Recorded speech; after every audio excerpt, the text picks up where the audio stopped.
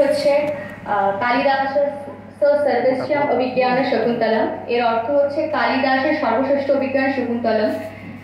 তো এই কথাটা প্রথমে মনে আসে, কালিদাসের সর্বশ্রেষ্ঠ অভিজ্ঞান শকুন্তলমই কেন, অন্যান্য কোনো নাটক নয় কেন? সেই বিষয়গুলোই জানার জন্য অন্যান্য অনেক দৃষ্টিকোণ থেকে সেটাই নিয়ে আলোচনা করব। যদি কোনো ভুল হয়ে থাকে আমাকে ক্ষমা করবেন।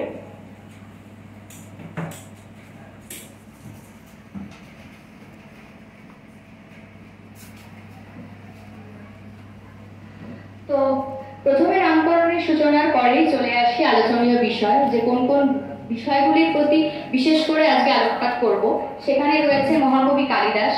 যেহেতু কালিদাসের নাটক, তাহলে জন্য কালিদাসের রচনা, তাই জন্য কালিদাসের সম্পর্কে আগে জেনে নেওয়াটা খুব জরুরি। তাই কালিদাসের মহাকবি কালিদাসের পরিচয় এবং নাটক ও কাব্যসমূহ সম্পর্কে জানবো, এবং দ্বিতীয় আলোচনা করব কালিদাসের অভিজ্ঞান শকুন্তলম নাটকটি সর্বশ্রেষ্ঠ কেন সেই বিষয়ে। সূচনা। তো সরাসরি সূচনার পরে মূল পর্বে চলে আসবো। সেখানে রয়েছে মহাকবি কালিদাস।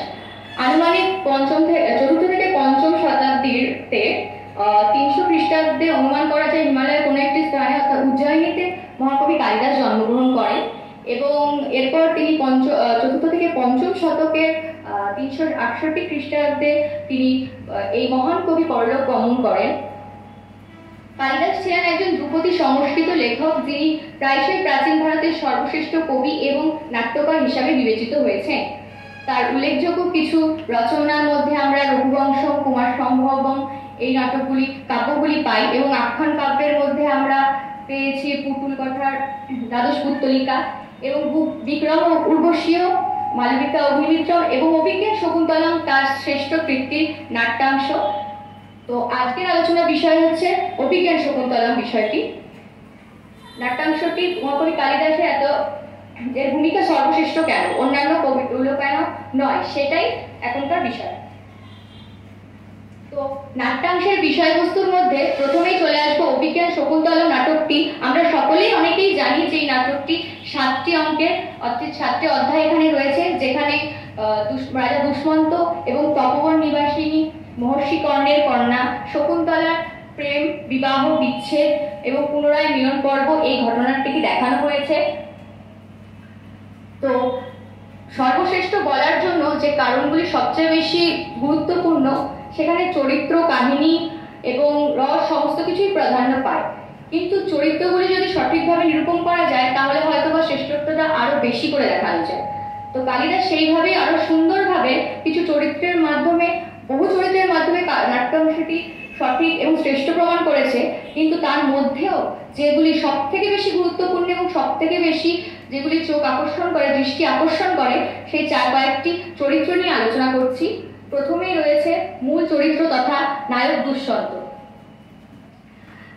নাটকের শুরুতেই প্রথমাঙ্কে আমরা নায়ক দুষ্মন্তকে দেখতে পাই, একজন অত্যন্ত কামচারী, লালসাপূর্ণ একজন পূর্ণ, যিনি হিসাবে দেখিয়েছেন, যার কিনা সর্বদা মনে কাম লালসা বর্তমান। আবার সেই দুষ্মন্তকেই চতুর্থ পর্বে যেতে এবং তারপরে শেষ পর্ব আস্তে আস্তে আমরা তার চরিত্র বদল হতে দেখেছি, অর্থাৎ তাকে মহাপুরুষ হিসাবে দেখেছি। প্রথম পর্বে মহাকবি কালিদাস এত সুন্দর করে চরিত্রগুলিকে নিরূপণ করেছেন, তা আমরা ভাবতেই পারি না। কারণ প্রথম পর্বে যেই চরিত্রকে এত খারাপভাবে দেখানো হয়েছে, শেষ পর্বে আস্তে না আস্তে তার চরিত্র বদল করেছেন পুরোপুরি, কোনো রকম কাব্যের নাট্যাংশের কোনো রকম হানি না পৌঁছে।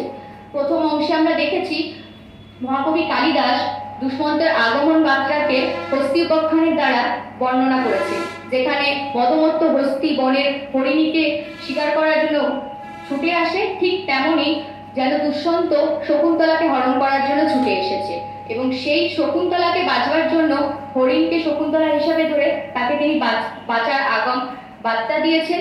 কিন্তু পরে সেই কালিদাস আবার তাদেরই এই নায়কের মূল নায়ক নায়িকা তৈরি করেছেন, তাদের মিলন ঘটিয়েছেন। কিন্তু কেন? শুধুমাত্র একমাত্র কালিদাস ছাড়া অন্য কোনো কবির পক্ষে কিন্তু এত সুন্দর করে এই বিষয়টিকে সমানভাবে দেখা সম্ভব নয়। একটা মানুষের দুটো চরিত্রকেই এত সুন্দরভাবে প্রকাশ করা একমাত্র কালিদাসের পক্ষেই সম্ভব। তাই নাট্যাংশটি কোন দিক থেকে শ্রেষ্ঠ নাম নিয়েছে সেটা বুঝতে হয়তো আমাদের কারোরই বাকি নেই। এরপরে আসি শকুন্তলা চরিত্রটি। নাটকের মূল চরিত্র শকুন্তলা তথা নায়িকা, তিনি ছিলেন মহর্ষি কর্ণের পালিত কন্যা। মহাকবি কালিদাস অতি যত্ন সহকারে মলিনভাবে সুন্দর চিন্তা ভাবনার দ্বারা এই চরিত্রটি নিরূপণ করেছে। কোনো নারীর সম্পর্কে সুন্দর চিন্তা ভাবনা, সুন্দর মন ছাড়া এত সুন্দর করে কারোর চরিত্র বর্ণনা করা একজন পুরুষের পক্ষে সম্ভব নয়। সব পুরুষ কিন্তু সেই জিনিসটা পারে না, যেটা কালিদাস করে দেখিয়েছে। এত সুন্দর স্নিগ্ধ, এত মলিনভাবে ভাবা, মনের মধ্যে এত সুন্দর চরিত্রকে আনা যদি তার কাছেই সম্ভব, যে সেই পারবে যে শ্রেষ্ঠত্ব বিষয়টিকে, শ্রেষ্ঠত্ব শিরোপাটি অর্জন করেছে। তাই কোনো জন্য এই নাটকটি সেরা তা আমরা আলাদা করে আবার বলতে হয় না। এইবার আসি নাটকের তৃতীয় প্রধান চরিত্র বলতে পারি, সেটি হচ্ছে পালিত পিতা ঋষিকর্ণ। নাটকের যথার্থ একজন চরিত্র তিনি। আশ্রমের তপস্বী তিনি, তপবনের প্রধান এবং শকুন্তলার পালিত পিতা। বাবা যে বাবাই হন তিনি দেখিয়েছেন চতুর্থাঙ্কে, তার প্রতিগৃহে যাবার দৃশ্যে। তিনি ভেঙে পড়েছেন কষ্টে, বিরহ যন্ত্রণায় তার কন্যা চলে যাওয়ার জন্য। সেখানে একজন মহর্ষি তপস্বী যিনি তপবনে থাকে, তার পক্ষে তার মনের ভেতর এত কষ্ট থাকাটা কিন্তু বোঝা যায় না, কিন্তু তিনি যে পিতা সেটাও তাকে প্রমাণ করতে হবে। সেই জন্য মহাকবি কালিদাস তার চরিত্রটাকে এত সুন্দরভাবে দেখিয়েছেন যে একজন পিতার, যথার্থ পিতার পরিচয় তিনি দিয়েছেন। এরপর আসি প্রিয় সখী অনুসূয়া প্রিয়ঙ্বদা। আমাদের জীবনে অনুসূয়া প্রিয়ঙ্বদা সাধারণত এখানে এই পুরো নাট্যাংশে দেখা গেছে, আমরা সকলেই জানি, অনেকেই জানি, যারা জানে না তারা আবার জানবে। তো অনুসূয়া প্রিয়ঙ্বদা হচ্ছে এই নাটকের শকুন্তলার নায়িকা, অর্থাৎ শকুন্তলার প্রিয় সখী, যারা কিনা পুরো নাট্যাংশেই শকুন্তলাকে বিশেষভাবে সাহায্য করেছে, সব দিক থেকে বাঁচিয়েছে। তার একটা নিদর্শন আমরা দেখেছি চতুর্থ অঙ্কে দুর্বাসার অভিশাপে। যখন দুর্বাসা অভিশাপ দিয়ে চলে যায়, তখন অনুসূয়া প্রিয়ঙ্বদা কিভাবে ছুটে গিয়ে তার সখীর জন্য কাকতি মিনতি করেছে, তার অভিশাপ খণ্ডন করার জন্য। তাতে প্রকৃত বন্ধুর যে চরিত্রটি কালিদাস নিরূপণ করেছে, তাতে সেই রকম পারদর্শী আর কেই বা হতে পারে। তো চরিত্রের দিক থেকে কোন দিক থেকে যে শ্রেষ্ঠত্বটা শিরোপাটা পেয়েছে সেটা আর আমাদের বলতে হয় না। এরপর চলে আসি দ্বিতীয় বিষয়ে। কয়েকটি চিত্রের মাধ্যমে এখানে দুষ্যন্ত, শকুন্তলা, মহর্ষি কর্ণ, দুর্বাসা এবং অনুসূয়া প্রিয়ঙ্বদার মধ্যে তাদের সম্পর্ক, প্রতিটা বিষয়ে এখানে দেখিয়ে দেওয়া হলো।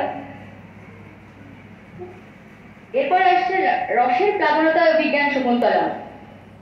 কোনো কাব্যকে শ্রেষ্ঠ বিবেচনা করার জন্য তার যেমন চরিত্রগুলো সঠিক হওয়া উচিত, ঠিক তার রসগুলোকেও সঠিক হওয়া উচিত। তো কাব্য যখন বিষয়বস্তু করে রসকে বিবেচনা করা খুব সহজ, কিন্তু মূল কোন রসটি কোনটি নয় সেটা হয়তো কাব্যটা পুরোপুরি ঠিকভাবে করতে হবে। অভিজ্ঞান শকুন্তলা নাটকটি মূলত শৃঙ্গার রসে বোঝা যায়। কবিতার নাট্যাংশের প্রথম তিনটি অংশ পড়লেই আমরা বুঝতে পারি যে কোথায় গিয়ে এখানে কোন রসের ভান্ডার এখানে রয়েছে। প্রথম তিনটি অঙ্কে আমরা দেখতে পেরেছি দুষ্মন্ত শকুন্তলার মিলন, সাক্ষাৎ, বিবাহ, বান্ধবীতে বিবাহ, এই প্রতিটির মধ্যে শৃঙ্গার রসের আমরা বহন দেখতে পেরেছি। এরপরে যখন দুষ্মন্ত এবং শকুন্তলা আলাদা হলেন, যখন দুর্বাসার অভিশাপে তারা আলাদা থাকলেন এবং শকুন্তলাকে যখন তপবনে রেখে দুষ্মন্ত চলে গেলেন, তখন তাদের মধ্যে যে দূরত্ব সৃষ্টি হয়েছিল তার মধ্যে আমরা একরকমের বিরহ রস দেখেছি। সেটি হচ্ছে দৃঢ়পম্ভ বিরহ রসের মধ্যে পড়ে সেটি, এবং করুণা রসের সঞ্চার। যেহেতু একটি কাব্য কোনো একটি রস প্রধান রস হলেও তার কিছু অঙ্গরসও থাকে, তাহলেই সেই কাব্যটি শ্রেষ্ঠত্ব শিরোপা পায়। তো এখানেও সেই রকম, এটিও তার ব্যতিক্রম নয়। এখানে শৃঙ্গার রসের সাথে সাথে অনেক বহু অঙ্গরস রয়েছে, যেখানে বীর রস রয়েছে দুষ্যন্তের বিষয়ে, এবং করুণা রস রয়েছে বহু জায়গায়। তার মধ্যে সব থেকে বেশি যেটি শ্রেষ্ঠ, সব থেকে বেশি যেখানে এই রসটি দেখা গেছে, করুণা রসটি মিলেছে, সেটা হচ্ছে চতুর্থ অঙ্কে শকুন্তলার প্রতিগৃহে যাত্রার সময়। তখন তিনি দেখিয়েছেন যে পিতা এবং কন্যার মধ্যে বিচ্ছেদ, তপবনের সাথে শকুন্তলার বিচ্ছেদ, তার প্রিয় বান্ধবীর সাথে শকুন্তলার বিচ্ছেদ, এখানে করুণা রসটি বিশেষভাবে ফুটে উঠেছে। প্রতিটি অঙ্কে রসের এই অপাঙ্গিক লীলা কালিদাস ছাড়া অন্য কোনো কবির পক্ষে সম্ভব নয়।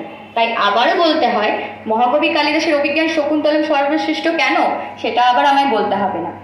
এরপর চলে আসি মহাকবি কালিদাসের প্রকৃতিক বৈচিত্র্যতা নিয়ে চিন্তা ভাবনা। প্রকৃতি প্রেমী কালিদাস এই কথাটি কালিদাসের প্রতিটি নাটকের ক্ষেত্রে, কাব্যের ক্ষেত্রে, আখ্যান কাব্যের ক্ষেত্রে সর্বত্রই খাটে।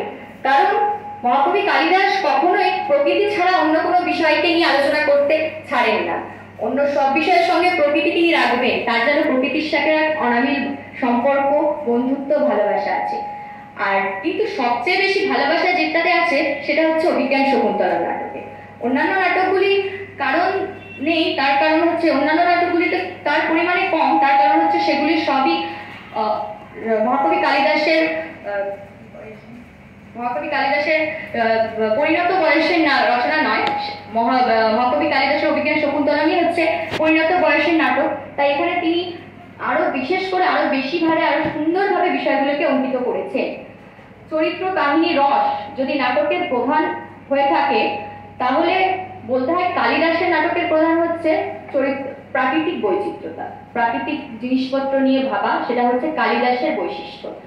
যদি এই অভিজ্ঞান শকুন্তলা নাটকটি সর্বশ্রেষ্ঠ হওয়ার জন্য অর্ধেক জায়গা তো নিয়ে নেয় রস, চরিত্র এবং কাহিনী, এবং বাকি অর্ধেক নেয় চতুর্থ অঙ্ক এবং অন্যান্য সব অঙ্কের মধ্যে থাকা প্রাকৃতিক বৈচিত্র্যতা। জড় এবং জীবের মধ্যে সম্পর্ক স্থাপন করা যে সম্ভব তা অভিজ্ঞান শকুন্তলা নাটক ছাড়া অন্য কোথাও দেখা যাবে না। কালিদাসের অভিজ্ঞান শকুন্তলা নাটকের চতুর্থ অঙ্কে দেখিয়েছেন তিনি মানবের সাথে প্রকৃতির এক নিবিড় সম্পর্ক, এক নিবিড় আত্মীয়তা, যা বিশ্ব সাহিত্যের অন্য কোথাও দেখা মেলে না। তিনি প্রতিগৃহে যাত্রাকালীন তপবনের যে দৃশ্য দেখিয়েছেন সেখানে মানবের সাথে প্রকৃতির এক অসম্ভব সুন্দর সম্পর্ক দেখা গেছে। সেখানে দেখা গেছে শকুন্তলা প্রতিগৃহে যাত্রার সময় তপবনের তরুলতা তাকে সাজাতে ব্যস্ত হয়েছে। তপবন থেকেই তিনি অলংকার পরিধান করে তার প্রতিগৃহে যাচ্ছেন। এমনকি আসন্ন বিচ্ছেদে শকুন্তলার যে হরিণী, সেও তার আঁচল টেনে ধরেছে কষ্টে। এমনকি শকুন্তলা, এখানে দেখা গেছে শকুন্তলা এবং তার বন, তার তপবন, তার পশু পাখি, তাদের সাথে কি সম্পর্ক, কি ভালোবাসা, তা এই অঙ্কেই খুব ভালোভাবে প্রকাশ পেয়েছে। অন্যান্য অঙ্কেও পেয়েছে, ঠিক যেমন প্রথম অঙ্কে আমরা দেখেছি শকুন্তলার তপবনের দৃশ্য, যেখানে তিনি অনুষ্কা প্রিয়ঙ্গদার সঙ্গে একসঙ্গে বসে তপবনের বর্ণনা করেছেন। এবং তিনি শকুন্তলা এমনই, কালিদাস বোধহয় কোথাও গিয়ে শকুন্তলার মধ্যে দিয়ে নিজের ভালোবাসাটাকে প্রমাণ করেছেন, নিজের প্রকৃতির প্রতি ভালোবাসাটা যেন শকুন্তলার মধ্যে দিয়েই তিনি দেখিয়েছেন। সেটা আমরা দেখেছি সেটা আমরা প্রতিটা অঙ্কেই দেখেছি, যেখানে শকুন্তলা কখনোই তরুলতা গুলোকে ফুলকে ছিঁড়তেন না যাতে ফুলের কষ্ট হয়। তিনি যখন ফুল ফুটতেন তপবনে সব থেকে বেশি খুশি যেন তিনিই হতেন। তিনি বনের পশু পাখিদের নিজের সন্তান বলে মনে করতেন। তো প্রকৃতির সাথে এমন ভালোবাসা, এমন সুন্দর মলিন সম্পর্ক তৈরি করা আমাদের পক্ষে বা অন্যান্য কারোর পক্ষে বোধহয় এত সহজ নয়, খুবই কঠিন একটা বিষয়। কিন্তু কালিদাস সেটা এত সুন্দরভাবে আমাদের দেখিয়েছেন, বুঝিয়েছেন।